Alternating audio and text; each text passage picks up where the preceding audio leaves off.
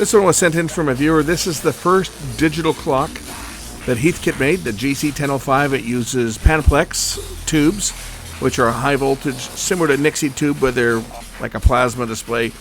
This one here apparently is blowing the fuse. Let's check it out. I got a goodie mailed into me today. What did I receive to look at today? It's relatively well wrapped up. It's got a power cord. That power cord looks kind of familiar, actually. What is that? What do we got here? A fuse holder with a clip on either side.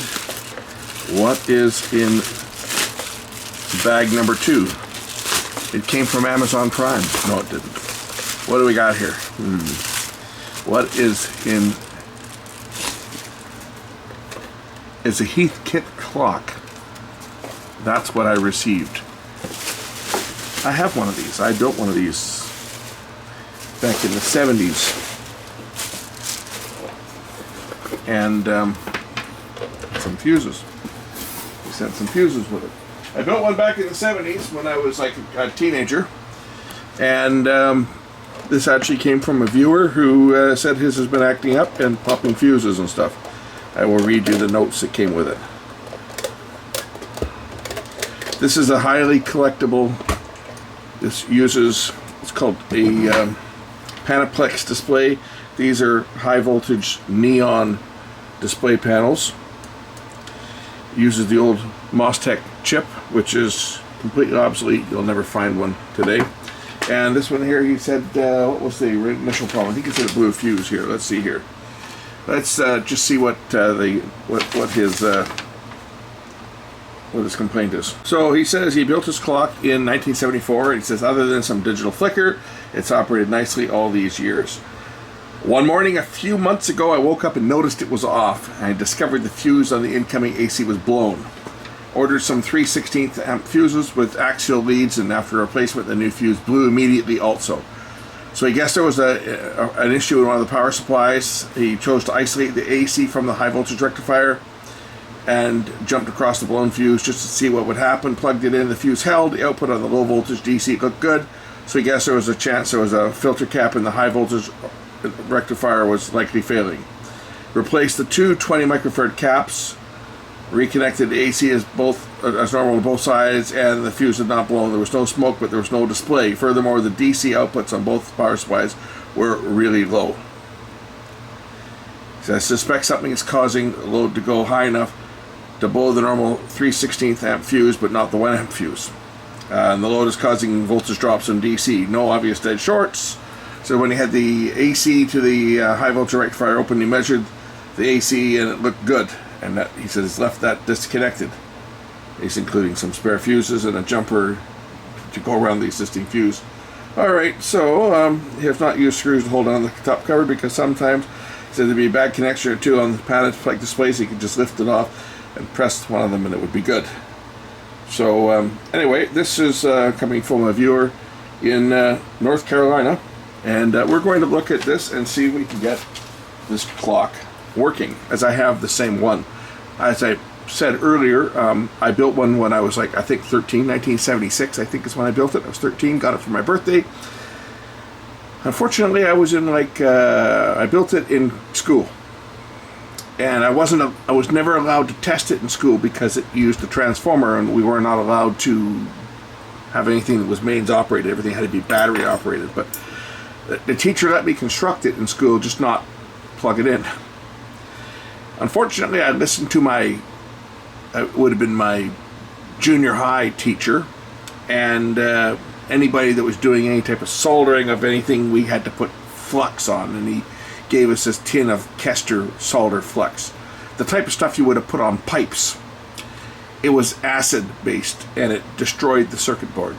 Of course, it worked for a while, and then it stopped working because the board was just toast. And it got shelved, and it got tossed. I didn't toss it. My parents probably tossed it because it wasn't working. And I wish they hadn't. But I found another one a few years ago and picked it up for a good price. I think I paid $40 for it, which was a really good price for one of these because they're worth a lot more than that. And mine works. I recapped it, did the high voltage caps, and mine works fine. It sits in my office, and had no trouble with it. Anyway, let's dig into this one and see where the problem is. And I do have a schematic for it. I just got to go dig up the schematic. I'll dig one up and print it, and we'll have a schematic handy when I dig into the circuitry on this one. So here's the schematic to unit. You have a power transformer over here. We're going to concentrate on the power supply. That's where our fault is going to be, is somewhere in here. On the power supply there is a high voltage and a low voltage supply. And the reason we have both is because these type of displays, these Panaplex displays, are a high voltage display. They typically run at about 170 volts. So there's a high voltage supply here, which consists of a half-wave rectifier and two 20 microfarad capacitors. This is it here. This other one is the low voltage side. So the two red wires coming off, you've got two green wires and two red wires, and then you've got your black wires and your red wire for your red. Is it red black? This can be wired for either 120 or 240 volts. So they've got the two primaries wired in parallel. But if it was 240 volts, they would wire the two of them in series. I think they show you that there. Here, if we look at this one, this is how you would wire it for 240. Okay.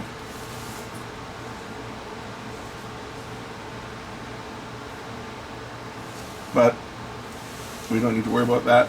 All we need to worry about is this one here. So let's take a look and do some measurements. Of course, we will power this up on the isolated supply, even though it doesn't need it because it's got a transformer. But here's the red wires. These are the two red wires that come out of the transformer. This is our high voltage side.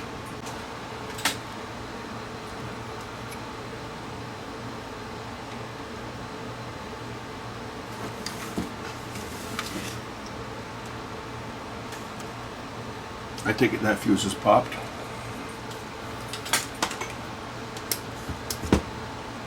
Let's just see. Is this a pop fuse or is it a good fuse? Yeah, that's a pop fuse. Alright, so and he's giving me a fuse holder. What's he got in here? 1 amp? Yeah, he's got a 1 amp fuse in there.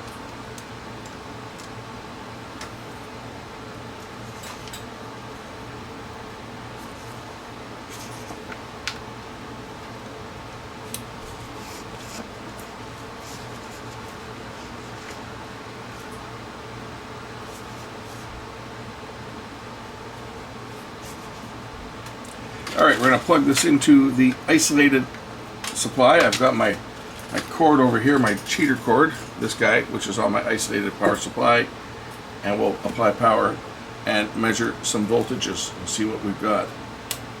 So AC volts, I'm dealing with high voltage, so I'm going to remove my watch because I don't really need to become part of the circuit. Got a red wire here and a red wire there, and we don't have anything. Why do we not have anything? Might help if I turn the bench power on. Alright, we have 161 volts AC off that winding, and this other winding has 16 volts AC. That's the low voltage winding. Let's check the low voltage DC supply. That's this filter cap right here. So I put my meter on here and we have 13 volts, which is about right. I think there's a zener on here that clamps it too. But that's this cap right here. I think, where is it? Is it that one? It's that one there. 1200 microfarads. Half-wave rectified right there. And then it goes through a resistor here, and then there's a zener on here that clamps it. So our failure is going to be on the high voltage side. That is the side that has got a problem. So we're going to, first of all, we'll check that high voltage diode, because that certainly could flip. And of course there's two capacitors here, and then it goes off to wherever it goes over here to power the high voltage side for the display tube. But first things first, we need to reconnect the high voltage side.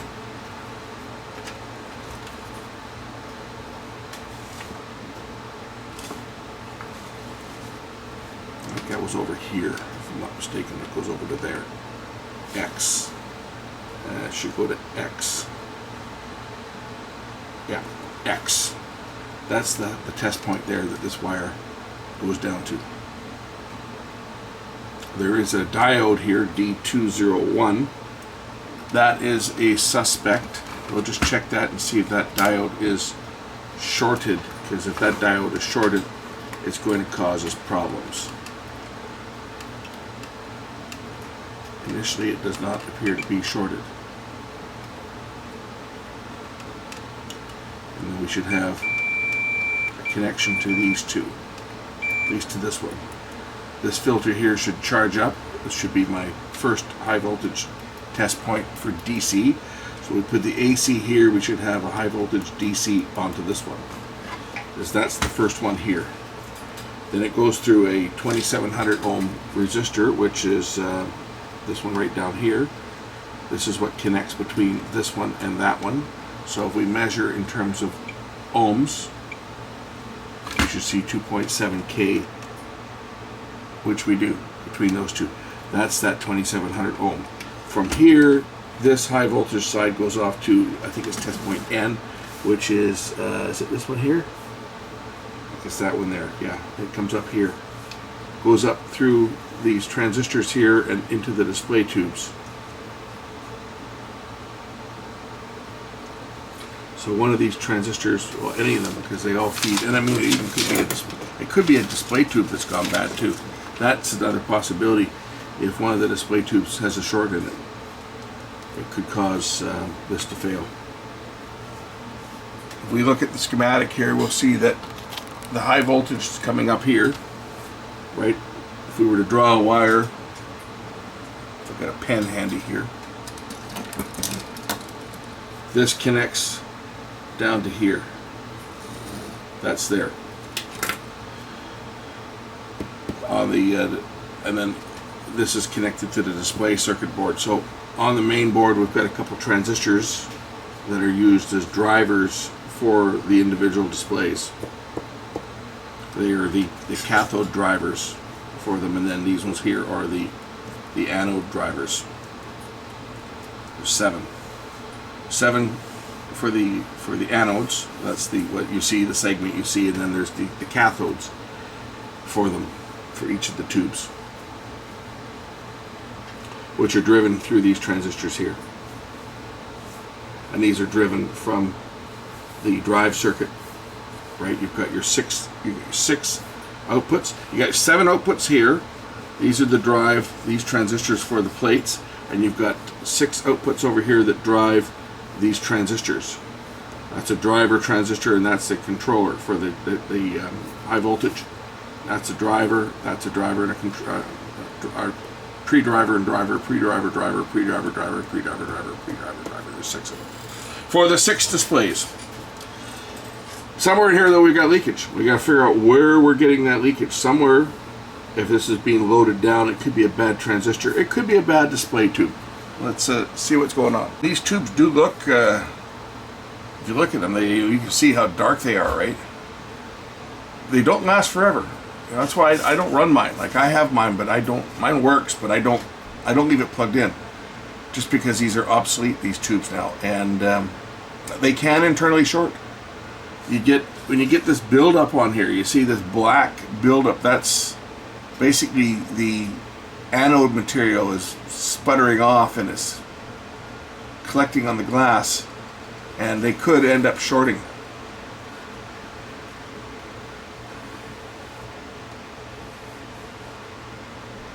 Not saying that's where the fault is, but it is a possibility that one of these displays is causing overcurrent, enough overcurrent to trip the fuse.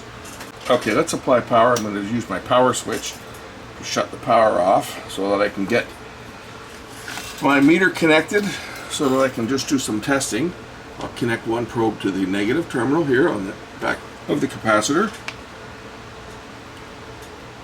Now we know we had AC voltage on the transformer. We know that that part works. I'm going to check the first test point here on the input to this capacitor. So when I turn on the power, I expect to see high voltage, and I'd only see 14 volts. So something is bad.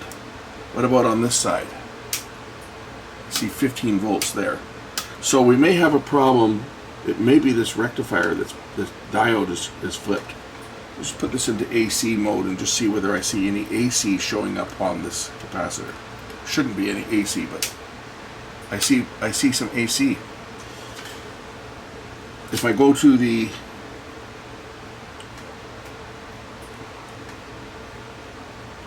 back to the other side of the transformer, and we'll measure the AC side here in AC voltage mode when I turn on the power.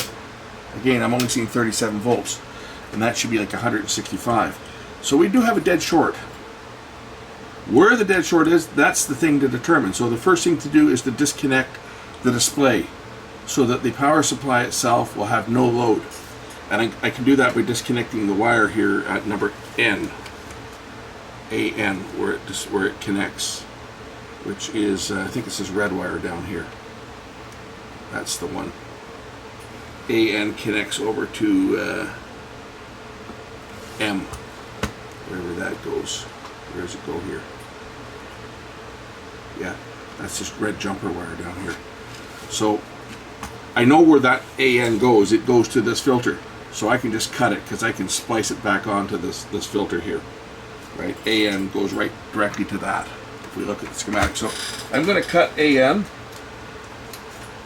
This will remove the display circuit. If I can get in there.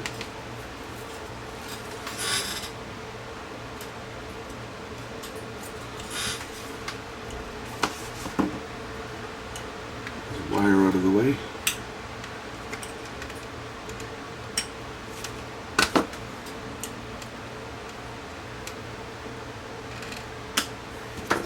I'm avoiding taking the board out, as you can probably see. Okay, this has the power supply now disconnected from the display. That wire goes to the display.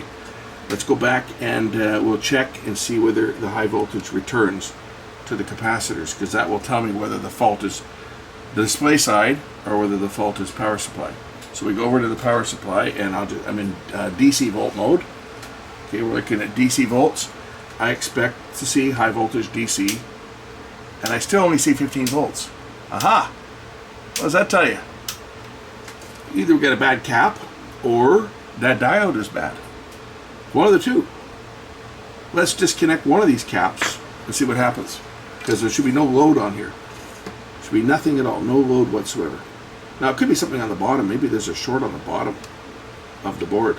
I may have to pull the board anyway, but we're going to remove one cap and see if the voltage comes back, and if not, remove the other cap, because they're both in parallel. We could have a bad capacitor, even though he says he just replaced these things. Who knows what the quality of these caps are, or if they're any good, or where do they come from. So there's one cap disconnected. Let's check and see if we get voltage forming on this side. Still only getting 15 volts. Fishy. Let's take this one off. We'll put the other one back on.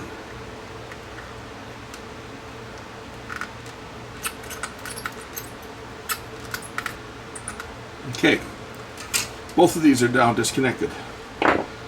What do I see when I look at just the output from the rectifier? I see nothing. What on AC side? I see 156 volts AC. Diode breaking down under load, more than likely. That's more than likely our fault. D201, this bad boy down here.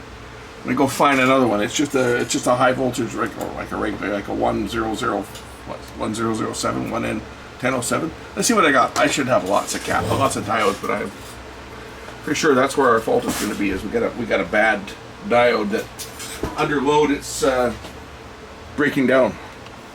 under no load, it's just passing AC. I should have DC there, right? I should have had DC.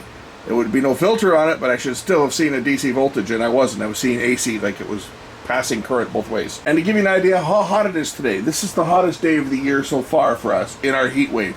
I have the AC running full blast here. The vent pipe going up to the attic, I would not want to be up in that attic, believe me. The vent pipe going up to the attic is so hot I can barely touch it. It's really hot. It's probably 130 degrees Fahrenheit. It's almost melting the plastic. It melted the duct tape that I had around the back because the vent pipe was not quite the same size. So I had to get an extension, and I had to put it in place. I had to tape it in with duct tape to stop it from leaking. The duct tape melted. If you can believe it, it's so hot. The exhaust on this AC, that exhaust pipe there, where it goes into the back of the AC, it was so hot that it actually melted duct tape. The adhesive melted. It was so hot. I'm going to pull the board just so I can take a look at the workmanship under here. Being that these were kits, most of them were never done right.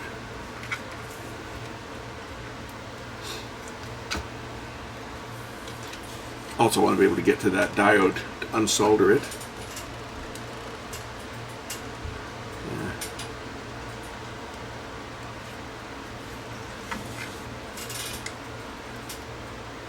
It's right here.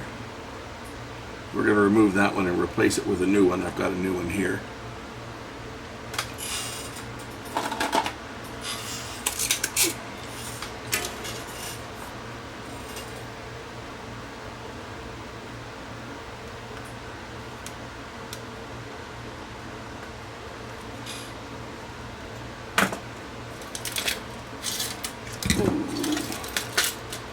Don't want that to happen.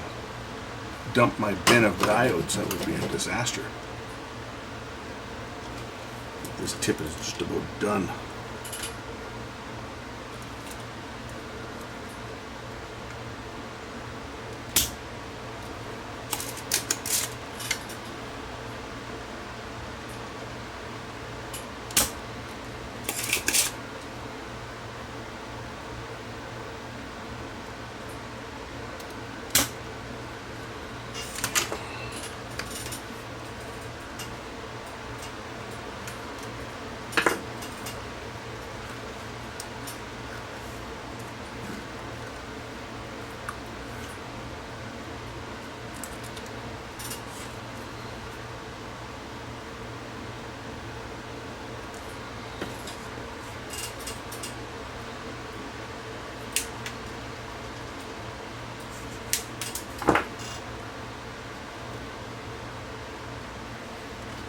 Just a general purpose diode is all that's needed. There's nothing really special about this one.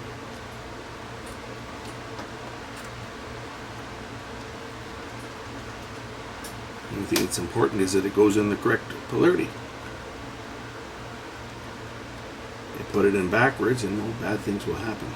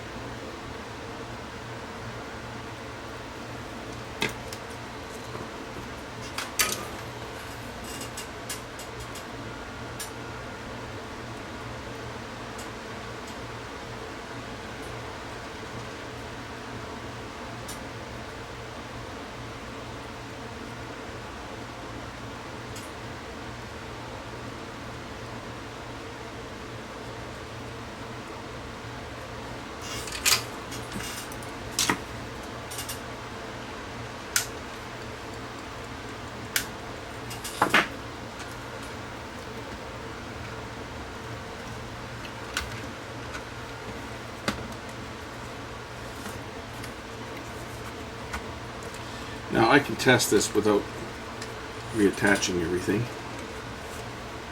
I'll reattach the filter caps, one of them at least, maybe both of them. mess.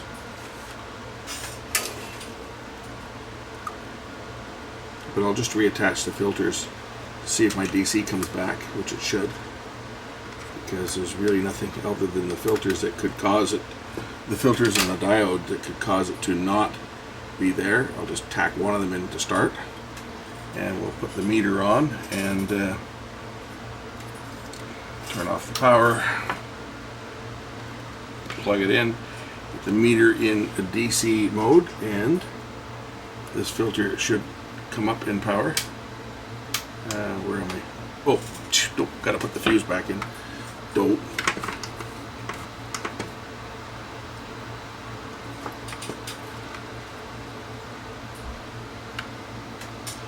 All right.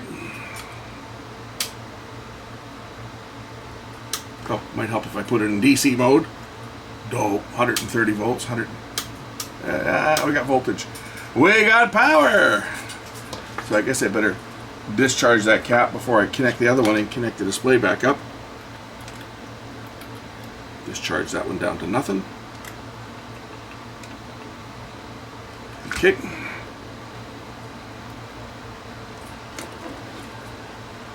Got nothing on here now. We'll reconnect the other one, and I'll also connect the display. Actually, I'll reconnect this one first, and we'll measure it again just in case. Just in case one of these caps had a short in it. I don't think that was the case. Pretty sure the problem was the diode. Okay. Second cap is connected. Let's just see what happens when I hit the power switch.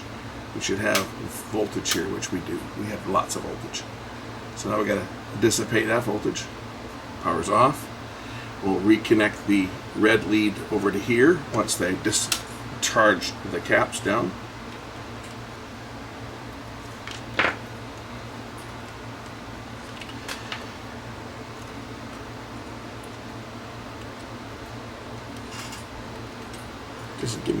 Doesn't give me much clearance, does it?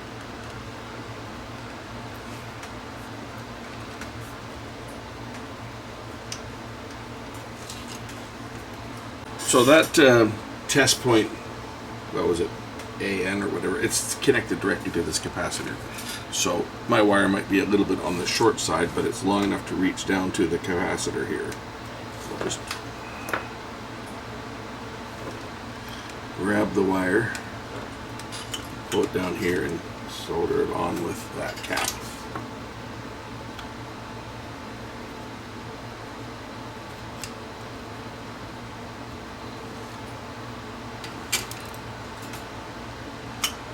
Okay.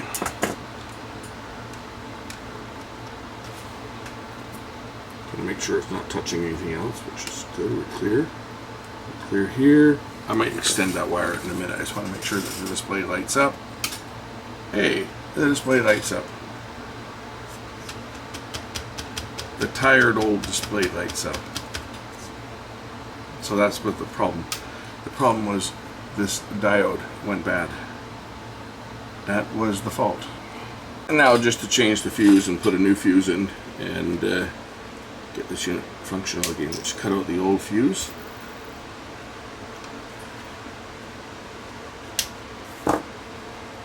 That popped. Get a new fuse in.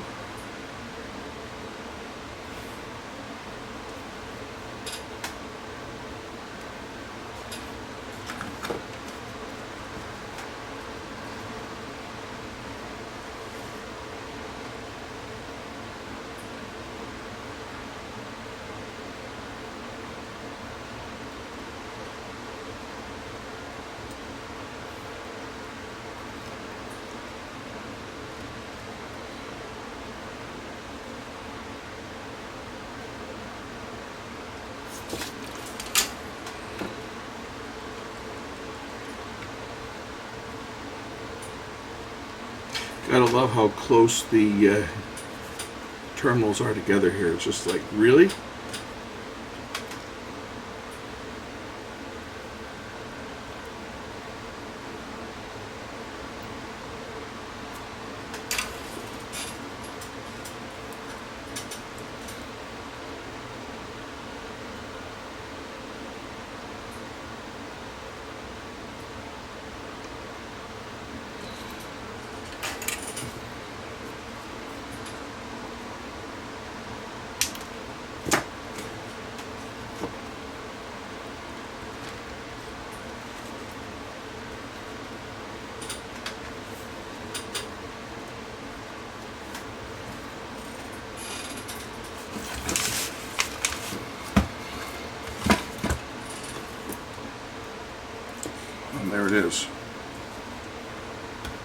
nice and flickery.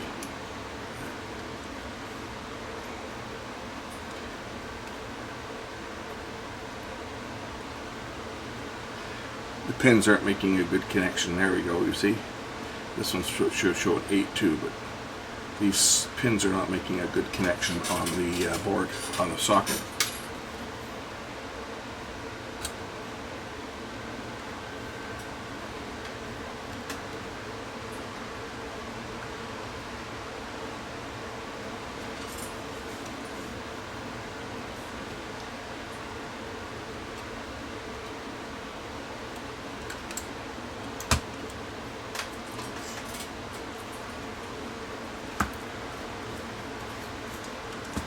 The hardest things was getting these stupid things to line up.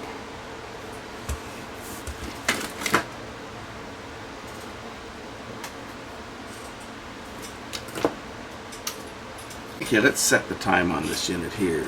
There's some time set buttons on the bottom. Hours and minutes are these ones. Press them both together. I think, oh, we gotta flick the second switch. And then you can set the 16, 16, and then I flick the switch. As soon as it hits 57, 58, 59, 14, 16, and then this will start to count. Or 16, 16, should say. There it is. It's working. It's as I say, the display itself is on its way out. And these old Panaplex tubes have not. Well, I mean, come on, it's 50 years old. So I shouldn't say they haven't lasted. They have, but these never lasted forever. I mean, they do wear out after a while. They are a neon tube. They're filled with neon. That's why the color orange. That's why they're so desirable. Is because this is the earliest version of plasma. This is a descendant of the Nixie tube, which, of course, the Nixie tube has 10 electrodes, one forming each number.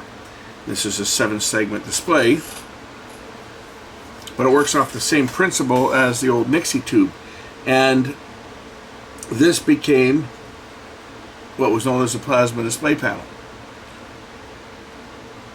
Yes, that same technology that was the first generation of flat panel TVs. Still by many considered to be the best of the technologies. I mean, they have certainly lasted forever, but it works off the same principle as this. It's just a high voltage applied through a gas, in this case neon. In the case of plasma TVs, it's also neon and xenon gas, which produces ultraviolet light, which makes the phosphorus glow red, green, or blue for each of the pixels. But the principle of operation is the same. You apply a high voltage across a gas and form that fourth state of matter, which is plasma. So you've got a solid is one state of matter, a liquid is another state of matter, a gas is the third state of matter, and plasma is the fourth state, just like the Northern Lights. Same thing, same principle. Anyway, this one's now fixed, back with its original size fuse in there. Take a look at this fuse here. It actually has a little resistor in there, and this is a slow blow fuse. So how this works is that little resistor has got a spring pulling it away, and it's just soldered with low melt solder to the other electrode over here. If the current exceeds the maximum, this resistor will start to heat up. Once the resistor gets to the point of melting the solder, the spring pulls the resistor back and breaks the circuit. That's a slow blow fuse. Haven't seen these in a long time. They still are around for certain applications. Anyway, this one's fixed. The guy that owns this will be thrilled to get his beloved Heathkit clock back. As they say, his display tubes are getting to their end of life. And he could wire this if he wanted for 12-hour operation. It was just done by changing the position of a jumper on here, or putting one jumper in for 12 hours and removing it for 24 or vice versa. It's a 50 hertz mod. There it is there. So the jumper was put in place on the Mostek chip that basically wired that diode in. And you remove the jumper for 12 hour. There's the switch right there. So jumper in for 24-hour operation, jumper out for 12, jumper in for 50 hertz operation, jumper out for 60. This counts the incoming pulses. It's very, very accurate because it's basically, there's a tap taken off the low voltage side. Got a low voltage rectifier here and a Zener diode that supplies you with the low voltage supply to power the chip. It also goes through a second diode here, which is not filtered to the same degree. It's got a very, very low value cap here and a resistor that gives you a half-wave rectified pulse like that, which is counted on pin 23. The chip counts every pulse, and when it counts 60, then it gives you 1 second. You move this other jumper over here for 50 hertz, and it'll, every time it counts 50, it will increment by 1 second. But that's the original Mostek clock chip, rare as hen's teeth. Very first digital clock on a chip. National Semiconductor came out with one after, and these ones went out of production. But it's multiplexed output. You've got your 6 segments here, six drivers, tens of hours, tens minutes, 10 seconds, and then you've got your 7 segments for your different display segments. They're all driven together. They're driven one at a time. So it turns one output on high and produces the correct combination for the first digit. Then it moves over, sets the second combination for the second digit. This one switches on, the rest of them are off. Displays the second digit, then it moves to the third digit, and then the fourth, and the fifth, and the sixth. So it displays actually one digit at a time as it's going across the display. To the eye, it looks like a constant display because the strobing is happening so fast it uses the persistence of vision, so it looks like it's a constant display. And as you can see, his display tubes, those sockets are something else. They leave something to be desired. I wonder if I spray some deoxit down or some cleaner in there and just move them. That might fix that. Let's try that. Let's just spray a little bit of cleaner down here. I'm not going to pull it out again because they're hard as hell to line them up. But if I spray a bit of neutral down there, that might clean them enough that it will at least keep the displays working.